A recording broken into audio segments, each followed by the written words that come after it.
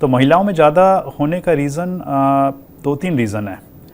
एक तो biological factor है। Biological factor in the sense कि as we know that women में थोड़े हार्मोनल चेंजेस होते हैं, मेनोपॉज होता है, तो जो ईस्ट्रोजन हार्मोन है वो बेसिकली जॉइंट के लिए प्रोटेक्शन का काम करता है, और आफ्टर मेनोपॉज ईस्ट्रोजन कम हो जाता है, तो एक उससे थोड़ा जॉइंट डैमेज ज़्यादा होता है।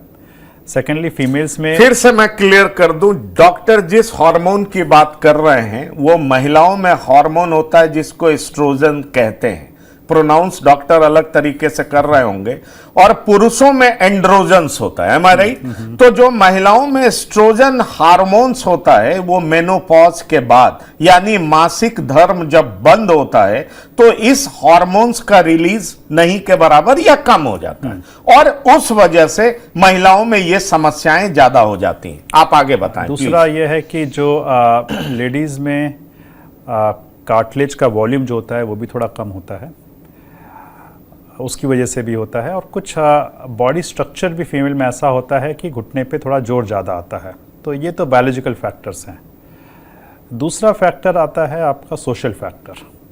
Social factor is very important with respect to arthritis in Indian subcontinent, क्योंकि आपको पता है कि हमारे देश में जो न्यूट्रिशन पार्ट है, स्पेशली फीमेल का न्यूट्रिशन पार्ट थोड़ा सा लैकिंग है।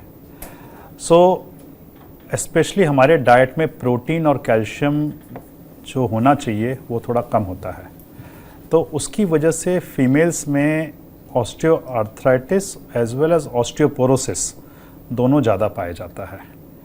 तो इसकी वजह से भी फीमेल्स में हम देखते हैं कि आर्थराइटिस थोड़ी सी मैं आता हूं